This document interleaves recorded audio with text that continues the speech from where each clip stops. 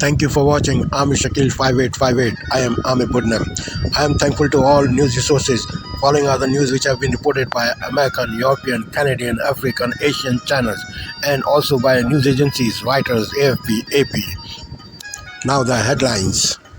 Expanded background checks for gun purchases in America. O.J. Simpson, the sad story of America, is died of cancer. Japan, Philippines, America come together against China. U.S. warning of imminent Iran attack on Israeli soil. Israel vowed to fight back. Russian border region with Kazakhstan is under flood waters. Ukraine tough recruitment regulations. Ukraine said Russian attack might damage electricity plant. Mali of Africa banned media activities. Former interpreter charged with bank fraud in California. Sumo wrestler of Hawaii is dead in Tokyo. Now the news in detail.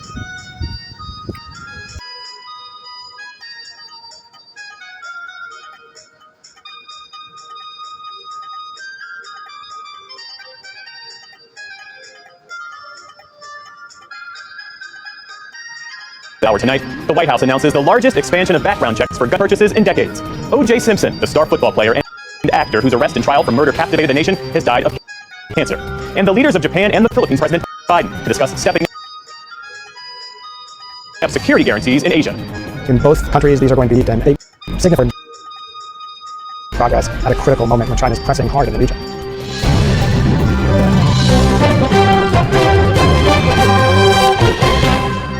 Major funding for the PBS NewsHour has been provided by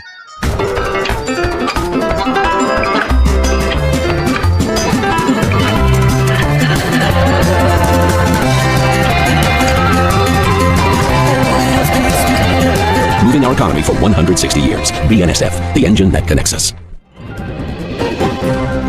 Certified Financial Planner Professionals are proud to support PBS NewsHour. CFP professionals are committed to acting in their clients' best interest. More information at letsmakeaplan.org. The Candida Fund, committed to advancing restorative justice and meaningful work through investments in transformative leaders and ideas. More at candidafund.org. Carnegie Corporation of New York, supporting innovations in education, democratic engagement, and the advancement of international peace and security at carnegie.org.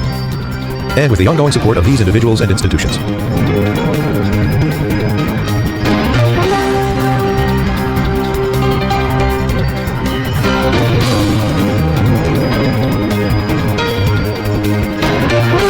This program was made possible by the Corporation for Public Broadcasting and by contributions to your PBS station from viewers like you. Thank you. Welcome to the NewsHour. The Biden White House is issuing a rule designed to close a gap that allows gun buyers to avoid background checks. Officials are touting the move to end the so-called gun show loophole, one of the most significant steps to crack down on unlicensed dealers in decades. The rule requires background checks on buyers when dealers sell guns at gun shows, flea markets, social media, or other places outside of brick-and-mortar stores. Attorney General Merrick Garland today praised the effort. Under this regulation, it will not matter if guns are sold on the internet, at a gun show, or at a brick-and-mortar store. If you sell guns predominantly to earn a profit, you must be licensed and you must conduct background checks. This regulation is a historic step in the Justice Department's fight against gun violence. It will save lives. We're joined now by Chris Brown, president of Brady, the nation's oldest gun violence prevention group. Thanks so much for coming in. We appreciate it. Thanks for having me. So gun show sellers and online vendors have been subject to much looser federal regulation than vendors who sell from brick-and-mortar stores. How did we arrive at this two-tier system, and what's been the effect of it? The effect is individuals who are dying in this country at the hands of killers who have far too easy access to firearms. How did it happen? Because when the Brady Law was enacted in 1993, there wasn't this thing we call the internet, and gun shows weren't big business. Fast forward to today, all of these years later, and they are, right? The way that the Brady Law was worded was really focused on brick-and-mortar dealers of firearms. As a result of the proliferation of gun shows and internet sales, estimates show that 1 in 5 guns sold today are sold with no background check at all.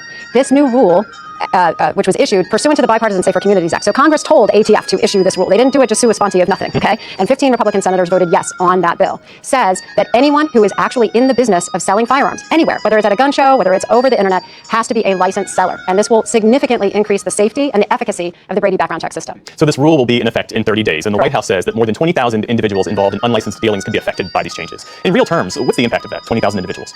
Well, actually, what they're talking about is 20,000 sellers. So let's keep in mind that many of these sellers who are selling today today at gun shows or on the internet may not be selling 1 or 2 or 3 or 4. They may be selling many firearms. In fact, what the White House noted in its talking points is these unlicensed sales, studies show, and ATF has data recently, a huge proportion of the trafficked firearms that we find committed in crimes come from these unlicensed sellers. So the life-saving potential is huge. Again, harkening back, 1 in 5 guns sold today, 20% of firearms, and millions are sold, right, are now potentially subject to this rule. What's left undone is a universal background check. We still advocate that. And what would that mean? That means anytime you ever do a transfer of a firearm, a background check happens. This rule focuses on the commercial sale. We want to ensure that it's a universal check. Well, gun rights advocates say that this rule and expanded background checks will put onerous restrictions on law-abiding citizens and won't actually stop criminals from getting guns. Here's what Eric Pratt, he's the Senior Vice President of Gun Owners of America, here's what he told us earlier today. This is a restriction on the Second Amendment. It's not going to make people safer. This rule will not stop bad guys from getting weapons, for starters. You don't punish good people or restrict their rights because of what bad guys do. So what about that? That the overwhelming number of criminals rely on illegal purchases, either from the black market or from straw purchases? Well, first of all, 15 members of the United States Senate who are Republicans, including John Cornyn from Texas, said that this exact law that was passed, that ATF has now adopted here in this regulation, struck the right balance and isn't infringing on people's Second Amendment rights. So I would push back that anyone's Second Amendment rights are actually infringed upon here. And looking at the rule and the details behind it, we have traffickers and sales that are illegal happening today. And the harm that's being meted out is on victims of gun violence who are being killed because we allow people who are felons or are domestic abusers to easily access guns through this loophole. Today, that is being closed, and we think the balancing to save lives is the right kind of balance to make. As you mentioned, the Biden administration found a provision in existing law to get this rule done. They're basically doing a workaround around Congress because of congressional Republicans for the most part, and a couple of Democrats who have blocked universal background checks. Are there any other novel ways you think this administration could push forward gun safety policy?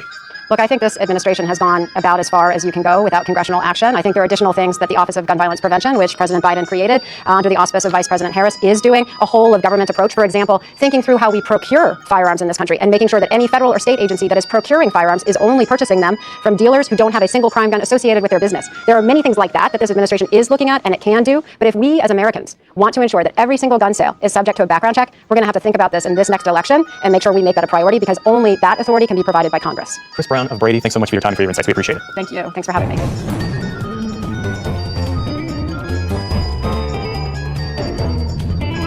In the day's other headlines, the White House today said it warned Iran not to use a suspected Israeli airstrike on its consulate in Syria as a pretext to escalate tensions in the region. The U.S. also dispatched a top military commander to Israel to address Iran's repeated threats of retaliation. Israeli Prime Minister Benjamin Netanyahu hinted today that he would respond to any attack from Iran with force. We are in the middle of the war in Gaza, but we are also preparing for scenarios of challenges from other arenas. We have a simple principle: whoever hurts us, we hurt them. We are preparing to meet Israel's security needs both in defense and in attack. The White House also said today that it communicated to Iran that it was not involved in that strike in Damascus that killed a top Iranian military commander earlier this month. Severe weather made its way up through the southeast today. At last check, more than 100,000 customers were left without power. The storms had already hammered the South and Gulf Coast. Crews surveyed the damage outside New Orleans, which was hit with 8 inches of rain. Tornadoes also tore businesses to shreds in the Houston area. The weather also delayed the start of the Masters Golf Tournament in Augusta.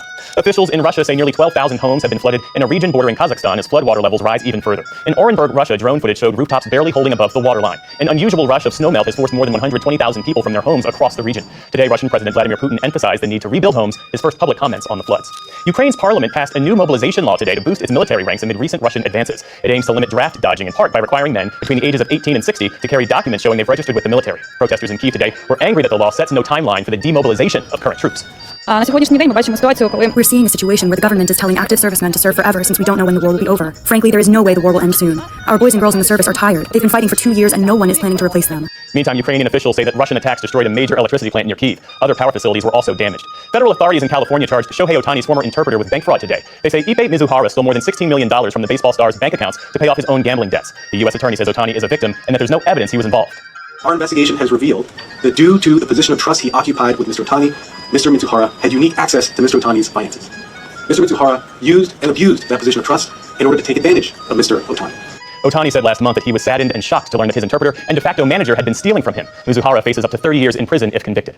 Wall Street digested another reading on inflation today, this time wholesale prices, which rose again last month, though by less than expected. The Dow Jones Industrial Average closed virtually flat at 38,459, the NASDAQ added 271 points, and the S&P 500 tacked on 38. And a passing of note, Hawaii-born sumo legend Akebono Taro has died. In 1993, the 6'8", 500-pound wrestler became the first foreign-born grand champion in Japan. His success in high-profile rivalries helped drive a resurgence in the sport. Akebono died of heart failure while receiving care in Tokyo, where he lived for much of his life. He was 54 years old. Still to come on the NewsHour, right-wing Republicans block reauthorization of controversial foreign surveillance legislation. A look at efforts to develop climate-friendly shipping vessels. And a celebrity chef's controversial trademarking of Chili Crunch raises questions about food origins and culture.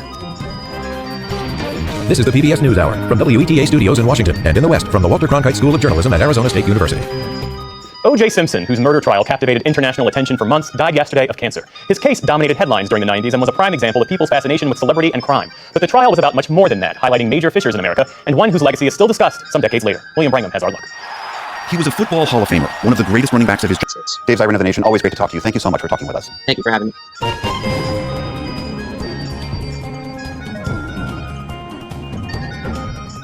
Today, President Biden hosted the leaders of Japan and the Philippines and sent a strong message of unity to Beijing. Nick Schifrin has been following these developments and joins us now. Jeff, the administration calls it the U.S.'s greatest strength, a network of alliances and partnerships. The U.S.'s oldest ally in Asia is the Philippines, and today the relationship's quite clear. And so I would hope that the Trump administration would do as they did in the first term and maintain these if Trump is elected in November. Zach Cooper of the American Enterprise Institute, thanks very much. Thanks, Zach.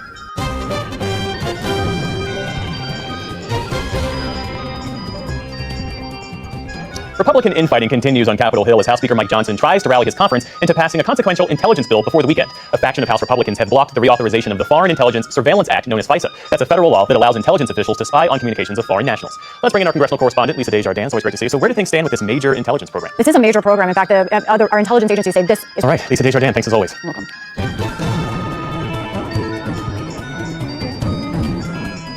Is a revolution in commercial shipping about to take place? 80% of all international trade is carried by sea, with substantial carbon emissions. Now, following the successful operation of 2 giant wind-assisted vessels, a British company is predicting that by 2026, half of all new ships will have high-tech sails. Here's Malcolm Bravitt. A stiff breeze in the southern Atlantic. But yeah, we'd certainly pick up the phone to the Navy, that's for sure. Warships aside, the future is looking bright as shipping turns back to the future. For the PBS NewsHour, I'm Malcolm Bravitt in Portsmouth.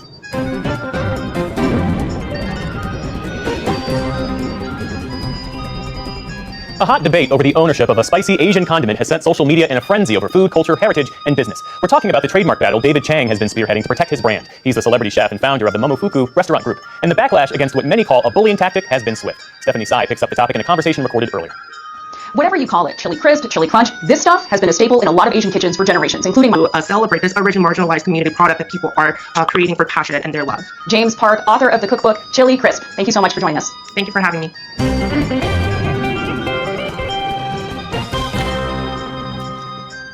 And as always, there's a lot more online, including a look at how some librarians have been fighting back in the face of book bans across this country. That's at pbs.org/newshour. And join us again here tomorrow night as the New York Times' David Brooks and Ruth Marcus of the Washington Post weigh in on the week's political headlines. And that is the NewsHour for tonight.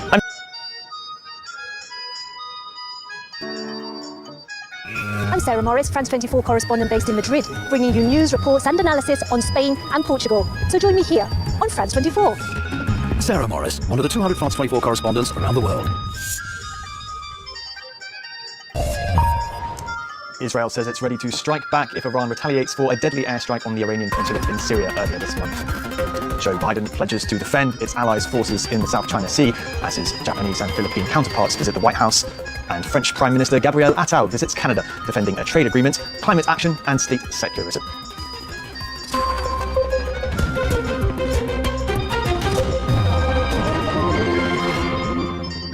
Welcome back to the France 24 newsroom. Our top story, the United States says its security support for Israel is, quote, ironclad, after the Israeli military said on Thursday it would retaliate against any possible move by Iran. Secretary of State Antony Blinken reached out to counterparts from China and other countries, encouraging them to urge Tehran not to escalate. Iran vowed retaliation after Israel destroyed an Iranian diplomatic building in Damascus on the 1st of April, killing 7 members of the Iranian Revolutionary Guards. We talked to Jerusalem correspondent Iris Makler. We have heard from Israel's IDF spokesperson, Admiral Daniel Hagari, tonight when he was asked exactly that, and he said Israel's defences are well in place and it has multi-level means of attack. When he was asked directly by an Israeli journalist, if Iran attacked Israel, would Israel attack inside Iran? He said he wouldn't answer that directly. He said deeds will answer, not words. We have seen a greater coordination between the US and Israel since this Iranian threat became more real, let's put it like that. We've seen the CENTCOM commander, General Michael Carrillo, here today. We've seen air exercises with Israel, Cyprus and pilots from the US, and they were acting out what would happen if there was an Iranian attack. So I guess what you have to say is if there is an attack inside Iran, then Iran is vulnerable. You know, it has its oil bases, it has dams that are vulnerable, and most of all, it has those nuclear sites under the ground where it's developing nuclear weapons. So I guess perhaps that in Israeli and American terms could be an opportunity for an attack that they haven't dared to carry out till now. So the stakes really are high right now, and I think this is going to be a very crucial, let's say, 48 hours to a week. The United States says its defense commitments are also ironclad for Japan and the Philippines, according to President Joe Biden. He spoke as the two countries' leaders visited the White House amid pressure from Beijing in the disputed South China Sea. Meanwhile, the US has been holding joint military exercises with Japan and South Korea in the East China Sea. Let's hear from Biden. I want to be clear. The United States defense commitments to Japan and to the Philippines are ironclad. They're ironclad. As I said before, any attack on Philippine aircraft vessels or armed forces in the South China Sea would invoke our Mutual Defense Treaty. Now, another news, Russian missile and drone attacks overnight completely destroyed the Tripilska thermal power plant, the largest power generating facility in the region of Kyiv, according to Ukrainian authorities. Russia's escalating military campaign has devastated Ukraine's energy infrastructure in recent weeks. President Vladimir Putin said the latest strikes were launched in response to Ukrainian attacks on energy targets in Russia. Our correspondent Emmanuel Chaz has more.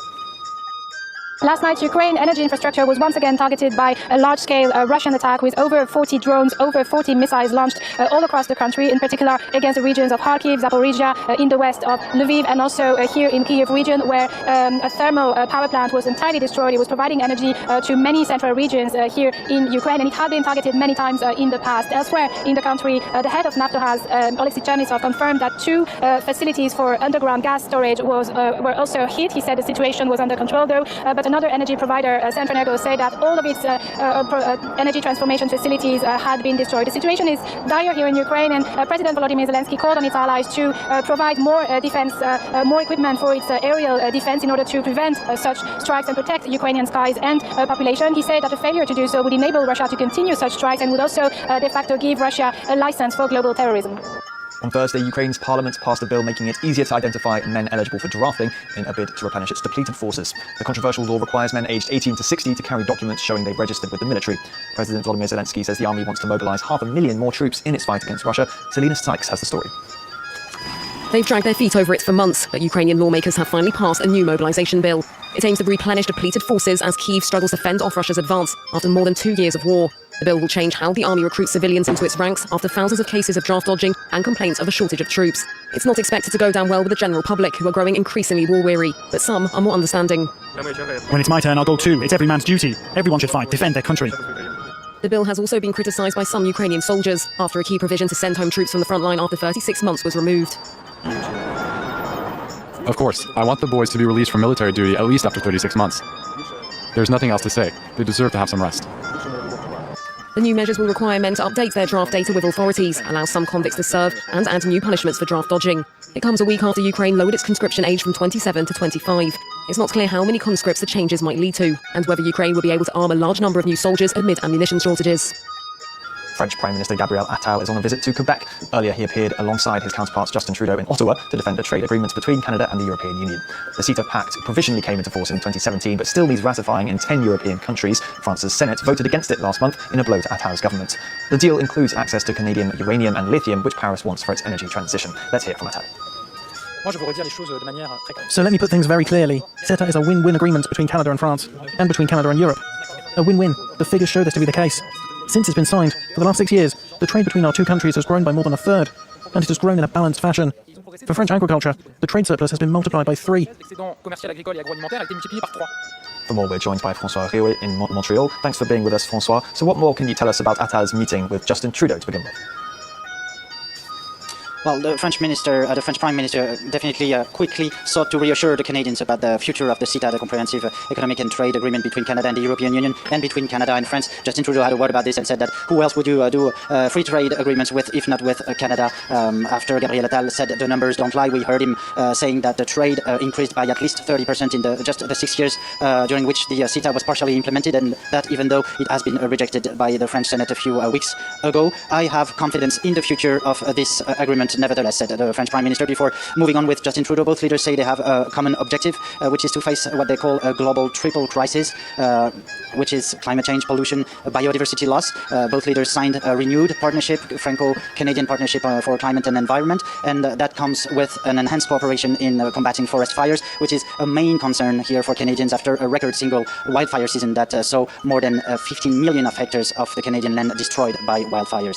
And François, what's been happening on Attal's visit to Quebec? Well, nothing but a standing ovation in front of the Quebec Parliament after Gabriel Attal addressed the principle of secularism, who he said is a cornerstone of freedom, equality, and fraternity.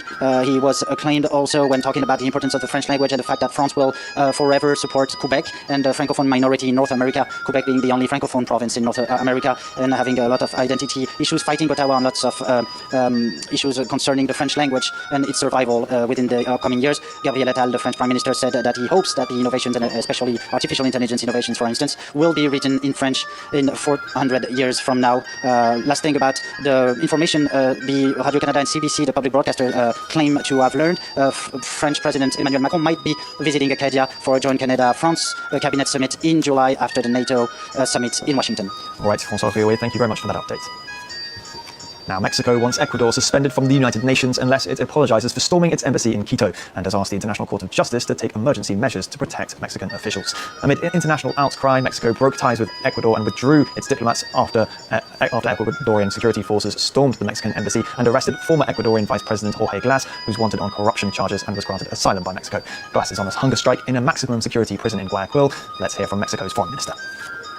Mexico is seeking the suspension of Ecuador as a member of the United Nations until a public apology is issued, recognizing the violations to the fundamental principles and norms of international law with the purpose of guaranteeing the reparation of the moral damage inflicted on the Mexican state and its nationals. And Bogota, Colombia is suffering an intense dry spell and water rationing. It's the latest major city to face a water crisis in recent years, with some 10 million people affected by rolling 24-hour water cuts every 10 days. Lack of rain and unusual heat have left some dams at their lowest level since 1980. President Gustavo Petro said at current investment levels, it would take at least a century to provide drinking water and proper sanitation to the 17 million people currently lacking. And that's all the news for now. Stay tuned to France 24.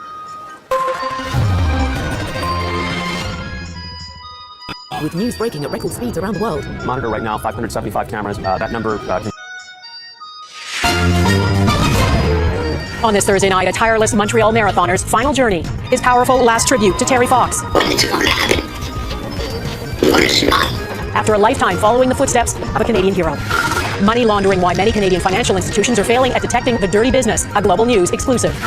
Do you think this is a joke? MPs grill Bell bosses about the thousands of job cuts that decimated its news division. Why did it take me 5 minutes to get a straight answer? Plus, complicated legacy. Justice was not served.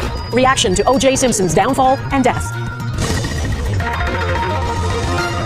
Global National with Donna Friesen. Good evening and thanks for joining us. O.J. Simpson, whose murder trial captivated the world back in the mid-90s, has died of cancer. We're going to get to his story a little later, but we want to start by telling you about a Canadian man who made a remarkable contribution to cancer research in this country, inspired by a Canadian hero. His name is Eddie Nolan. For 43 years, he has been running the Terry Fox Marathon of Hope. Tomorrow is the 44th anniversary of the day Terry Fox started that marathon. His quiet strength and determination live on. Millions of people keep running to achieve Terry's vision, a world without cancer, so far raising over $800 million for cancer research. And Eddie Nolan, well, he's raised about $1 million of that. Now, he's run out of road, and as Mike Armstrong reports, is planning a dignified death. There is almost nothing that can keep him from running. Eddie Nolan forced himself to keep going, even fighting cancer, with feeding tubes hidden under his shirt. It's all for Terry Fox. It's all for Terry Fox. He's our national hero. Something happened to Nolan the day Terry Fox crossed the bridge to Montreal. His life changed. A runner himself, the images of the young man trying to cross Canada were a spark. They would drive Nolan to participate in every Terry Fox run for 43 years. Cancer didn't stop him the first time. 2011, when I was diagnosed, I still get going. I said only my legs could move. I'll be at the runs.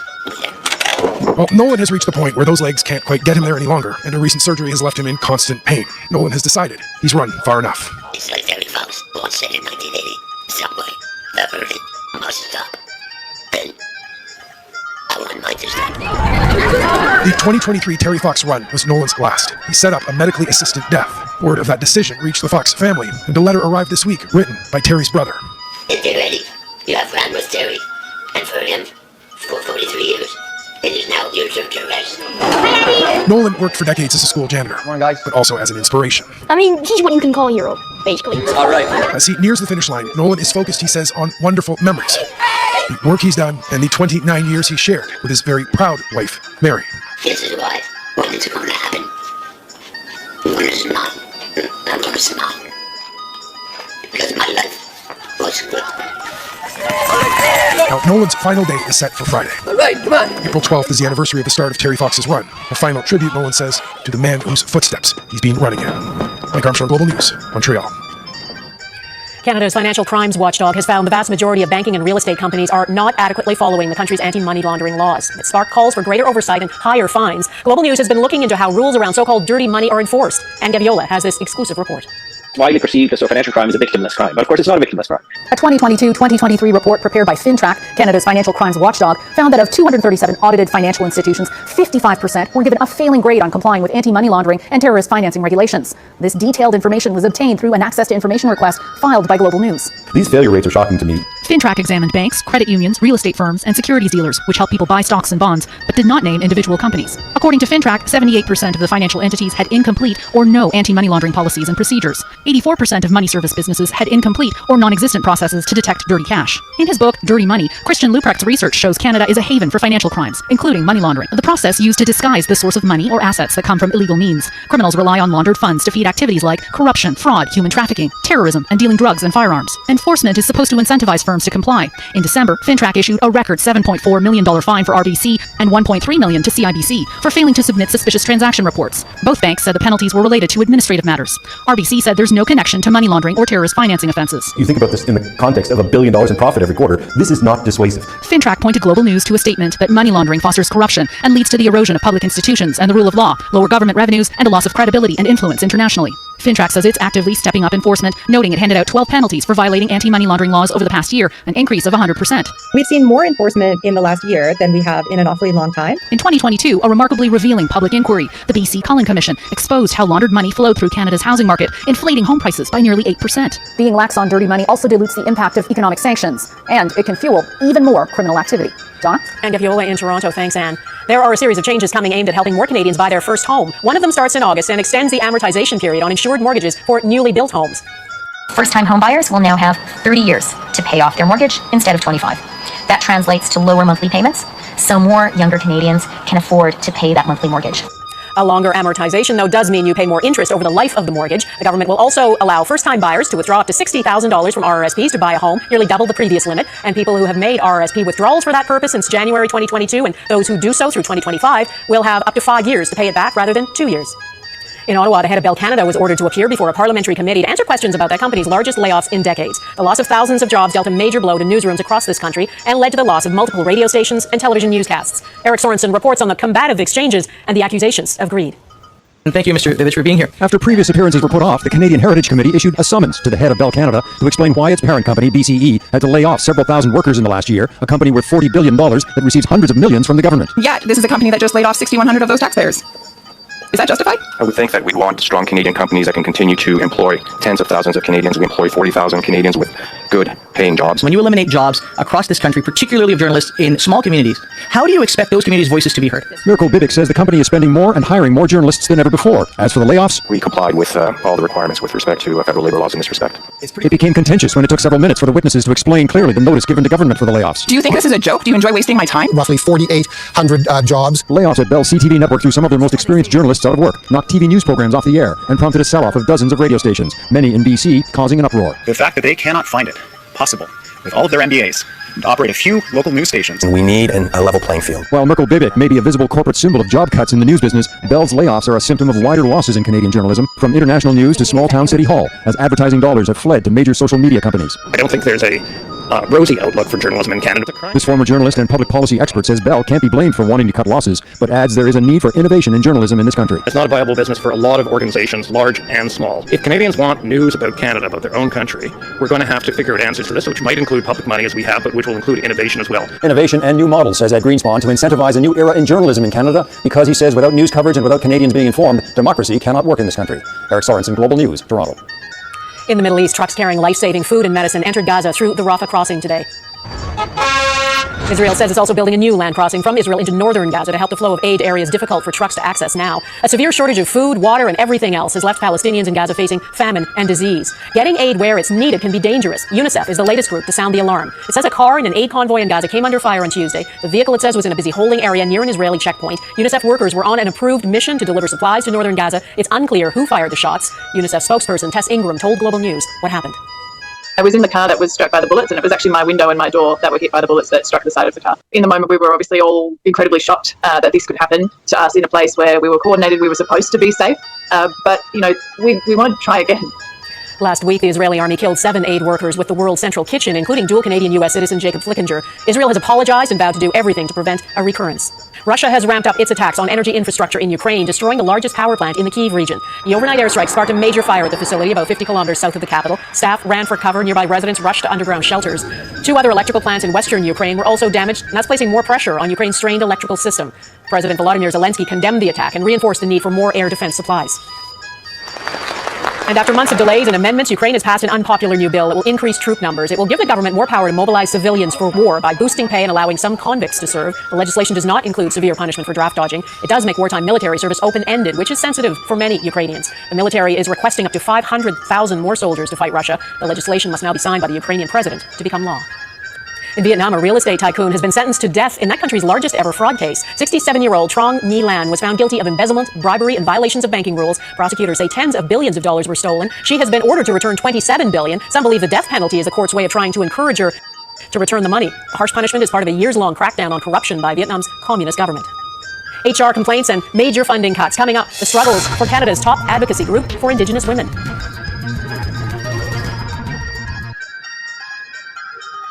There are trying times ahead for Canada's top advocacy group for Indigenous women. The Native Women's Association of Canada laid off half its staff this year after nearly $40 million in federal funding was cut. It is also dealing with internal turmoil, from toxic workplace allegations to criticisms of overspending. Melissa Ridgen explains why some say the organization has lost its way. The new headquarters of the Native Women's Association of Canada will now be largely empty. An apprenticeship program and several smaller projects it administered ended in March, and so did $48 million in federal funding. Leaving this to start the fiscal year with $10 million. That is a very significant decrease. NWAC, as it's called, has survived for decades on project funding, which came to an abrupt end. CEO Lynn Grew says it doesn't feel like reconciliation in action. Well, it's not. It's obviously not. The association has suffered through public infighting, leadership coups, and allegations of a toxic workplace. Most recently, critics took issue with how they spend money, something the Indigenous Services Minister also seems concerned with. Listen, the organization right now is going through a forensic audit, and I'll have more to say when that's complete. I'm fully confident that NWAC has complied with the rules. The heart of the money matter, the Native Women's Association's foray into business. We're doing our best to try to find ways to supplement our revenues. And one of those ways, Melissa, that NWAC is doing is by generating our own source revenue. They plan to buy a boutique hotel on top of their 2 luxury resiliency lodges and these high-end event rental spaces. Today, I'm sitting here in NWAC's event center that we built with the goal and the intention to generate our own revenues and lessen our dependency on taxpayers' dollars and government funding. How does that serve, grassroots women? How does that make a difference in our life, Crystal Samaganis left her job here as a cultural support and knowledge keeper last year. A lot of, dysfunction, a lot of, mismanagement, and the administrative, follow-through of what they were actually trying to do just was not there. Like many, she feels the association should have stuck with its roots in advocacy. So we were bringing a lot of awareness to the missing and murdered women. Bridget Tolley worked with NWAC's Sisters in Spirit project, largely credited with putting missing and murdered Indigenous women on the national agenda back in 2004. We want to solve the unsolved, and we want to, open up all the unresolved cases that the police messed up on, Funding for that ended in 2010, and some feel the women's organization lost its way soon after. Yes, I'm happy. I'm happy this happened because, we deserve a lot more. Samaganis hopes it's not the end, just a pause. Oh no, there should be fixing. There should be, like I said, Indigenous engagement, meaningful Indigenous engagement. It's in the hands of Ottawa to determine if NWAC gets that chance. Melissa Ridgen, Global News, Winnipeg. Ancient artwork ahead, the stunning frescoes uncovered in Pompeii. Being shipwrecked on a remote island can end badly unless you have a plan and some extremely good luck. 3 men shipwrecked in Micronesia spelled out help on the beach using palm leaves. They set out to fish on March 31st, but their boat was damaged, their radio died. The men lived off coconuts for a week on the tiny island until the Coast Guard spotted their call for help and rescued them. Some stunning artwork has been uncovered at Pompeii, the ancient Roman city buried when Mount Vesuvius erupted in AD 79. They are frescoes in what was a banqueting hall, among the finest to be found at Pompeii. They depict scenes from the Trojan War and Greek mythology, Prince Paris meeting Helen of Troy before kidnapping her, and the god Apollo trying to seduce the Trojan priestess Cassandra. About a third of the lost city of Pompeii has yet to be cleared of volcanic debris. He was complex and controversial. Next, exploring the life of O.J. Simpson. OJ, you were a man, you are a man, be a man, turn yourself in. That was the start of one of the most watched live events in TV history. O.J. Simpson in the backseat of his friend's white Ford Bronco, a gun to his head, threatening to kill himself as he ran from the law in L.A. He'd been charged with murdering his ex-wife, Nicole Brown Simpson, and Ron Goldman days earlier. Simpson did finally surrender, and his trial was broadcast live on TV, too. Well, his story is now over. Simpson has died of cancer at the age of 76. Mike Dorley looks at the mark Simpson made. O.J. Simpson broke tackles as a Hall of Fame football player before breaking through into corporate America. Nobody does it better than her. He was charismatic, one of Black America's crossover stars of the 1970s, famously saying, "I'm not black, I'm O.J." In a way, he was saying, I don't need to limit myself to just one segment of the population. I could be for everyone. And as you can imagine, black people didn't really take that very well. And most black people by the 1980s really didn't like O.J. He was considered a sellout. Like, he had sold out the culture, he had sold out the race. But that all changed in 1994 after his infamous Bronco freeway chase. He became a daily fixture on TV, accused of the murders of his ex-wife Nicole Brown Simpson and her friend Ron Goldman. The trial of the century and the bloody glove that didn't fit Simpson's hand played out as theater. If it doesn't fit, you must acquit. And he was acquitted, much to the chagrin of the Goldman family. Justice was not served. The Goldmans would ultimately sue Simpson in a civil case, winning a $33 million judgment. After learning of Simpson's death, Fred Goldman bluntly said, "It's no great loss to the world." 13 years to the day after his murder acquittal, Simpson was back in court on a robbery charge. I didn't know I was doing anything illegal. He would serve 9 years in jail, yet never admitted wrongdoing or culpability for the theft or the murders, although he did write a book called If I Did It, which described how he would have committed the murders if he had done it. He spent his last months fighting a losing battle with cancer, yet publicly at least acted like he was winning. My health is good. I'll be back on that golf course, hopefully in a couple of weeks. O.J. Simpson, who led a paradoxically complicated life, was 76. Mike Drolet, Global News Toronto. That is Global National for this Thursday. I'm Donna Friesen. Tonight's Your Canada is the South Saskatchewan River in Saskatoon. Thanks for watching. For our NASA, we'll be at the Anchor Desk tomorrow, and I will see you again next week. Bye-bye.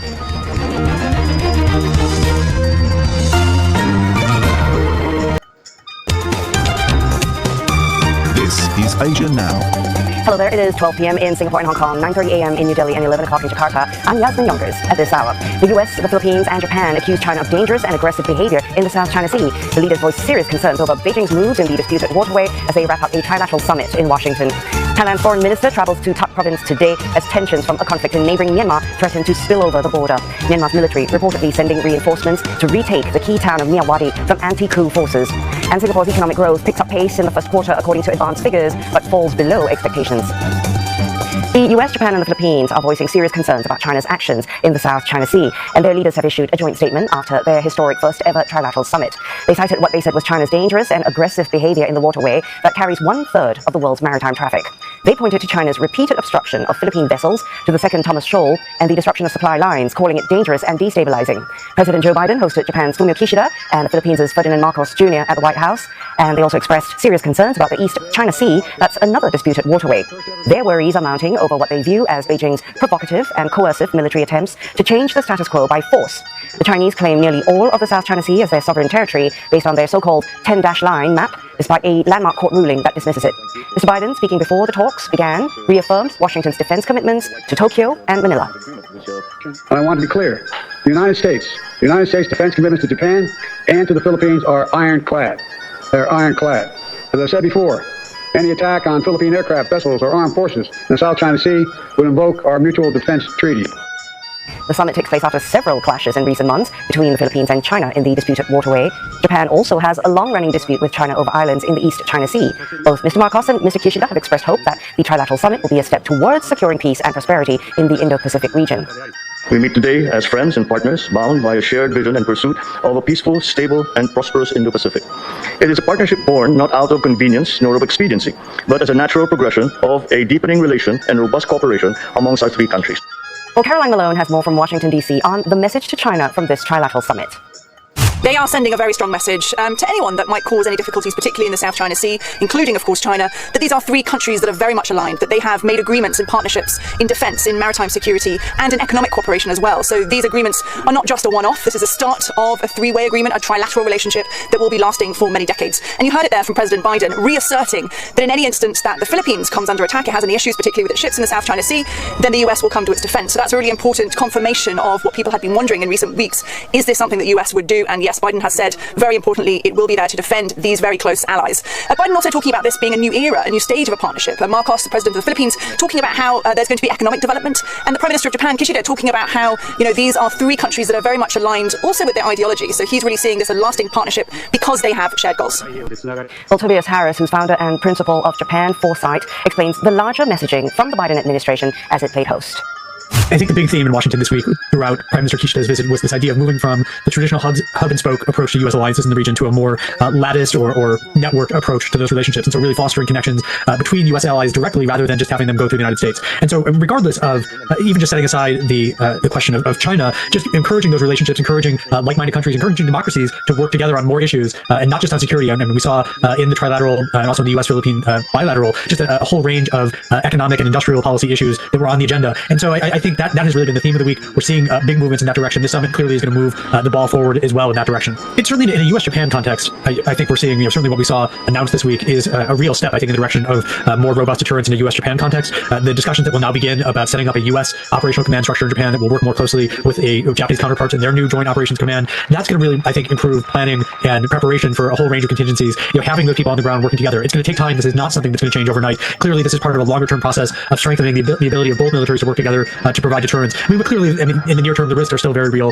The gray zone threats where you have sub-military threats in these territorial disputes are clearly very real. And of course, with that, the risk of accident and escalation, we absolutely cannot rule those out. And so this is not something that's going to be solved with one summit or one decision or one policy. This is a constant process of upgrading. But what this whole week celebrated, I think, as far as Kishida is concerned, is that Japan really does look different now than even compared to, say, when the late Prime Minister Abe came to the United States and gave a speech to Congress in 2015. Japan is capable of doing much more, is willing to do much more. And frankly, there's not a whole lot of domestic pushback to taking on these expanded roles. And so that, I think, really changes the landscape when it comes to Japan's military going forward.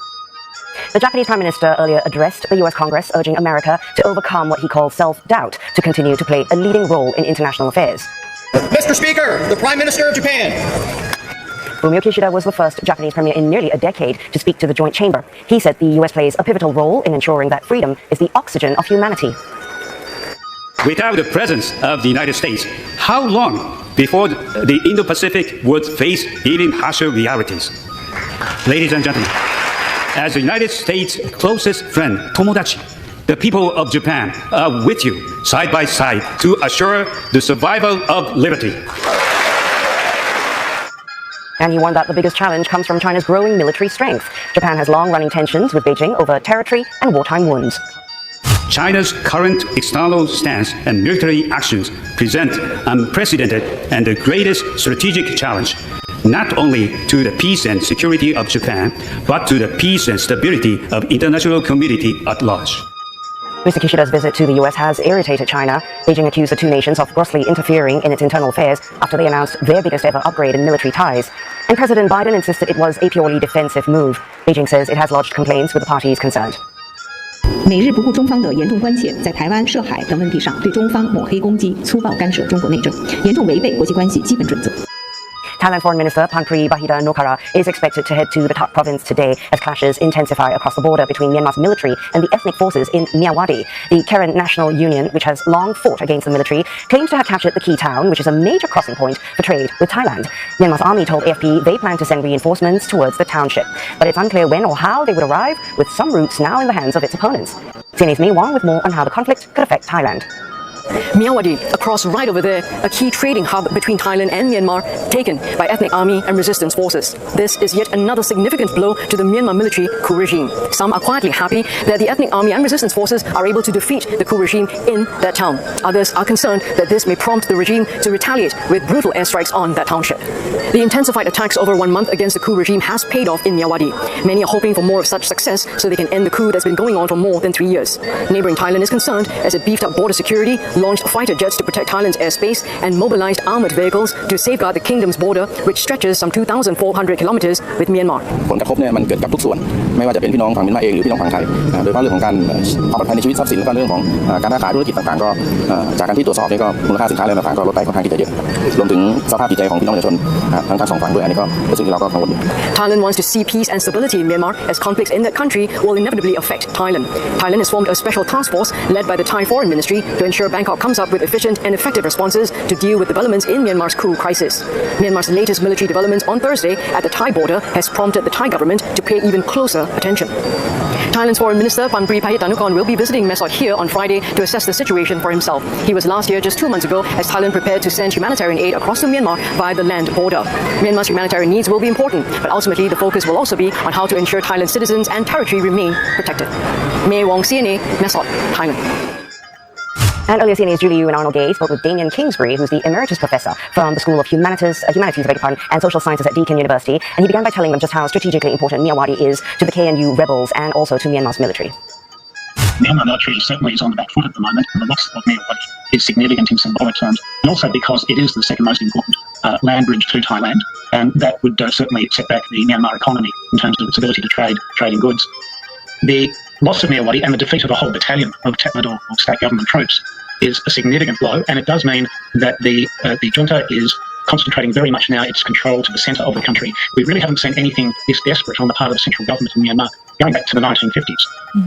So, Professor, with this momentum building, what's your read into what the resistance forces might do next? And how far do you think they could go? Well, the resistance forces, in this case, the Karen National Union and its military wing, and some local militias have certainly taken the advantage.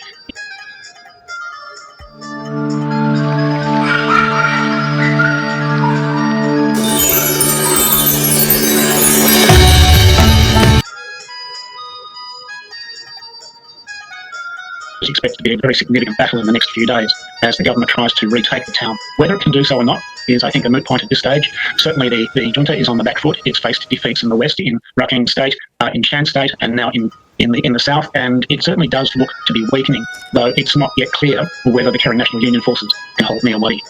Professor Kingsbury, I want to ask you about the role that Thailand is playing right now. We know it's alarmed by the possibility of a lot of people streaming into Thailand, but I do want to ask you about the comments from the Thai leader as well, Seta Thavisin. He's been making some conciliatory comments lately.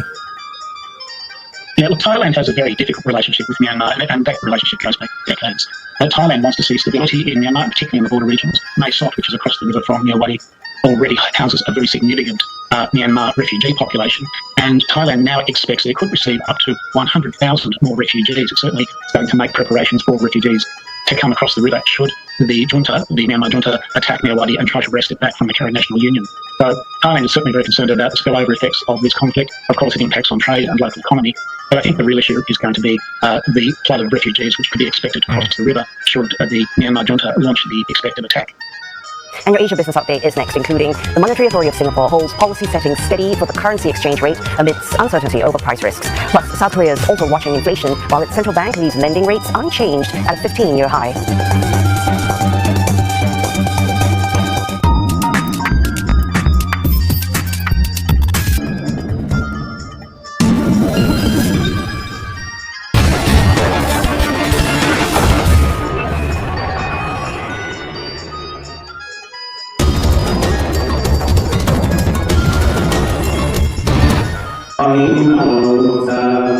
Friends, as Muslims in Kenya celebrate Eid al-Fitr, the end of fasting during the holy month of Ramadan. It's a joyful time of the year, with people getting together with friends and family, buying new clothes, and plenty of sweet treats. We thank Allah subhanahu wa ta'ala immensely for enabling us to reach the holy month of Ramadan and then giving us the ability to finish that holy month and spend it in prayer and in that which pleases Allah subhanahu wa ta'ala. The most important thing is to ask Allah subhanahu wa ta'ala for acceptance.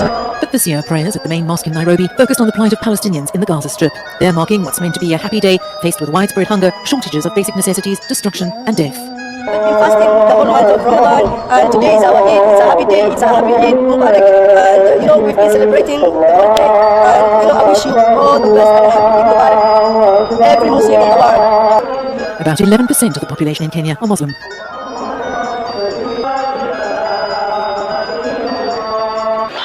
Amidst chants from demonstrators, members of the European Parliament endorsed new regulations and policies on migration and asylum. The changes address the thorny issue of who should take responsibility for migrants when they arrive and obligations for other EU countries. Today we have voted in favour of a package that provides for a robust legislative framework that is the same in all member states, that puts humanity first, that understands all the difficult aspects of this issue, that secures Europe's external borders, that provides clarity on applicable rules, that ensures the right balance between solidarity and responsibility in full respect of fundamental rights. The new rules include controversial measures. Facial images and fingerprints could be taken from children from the age of 6, and people may be detained during screening.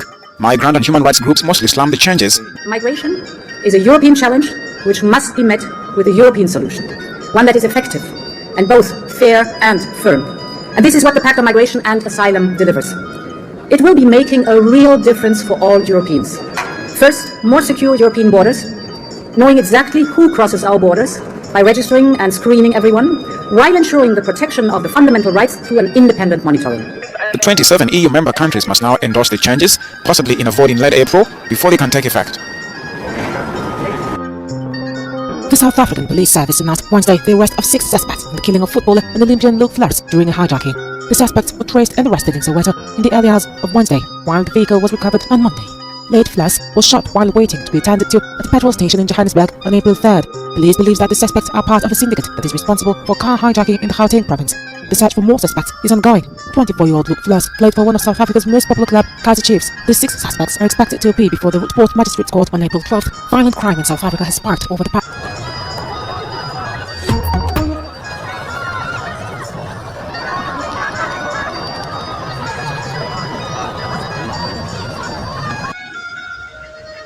Thank you for watching and privilege of your time. This is Amir Shakil 5858. I am Amir Woodman. Have a good life.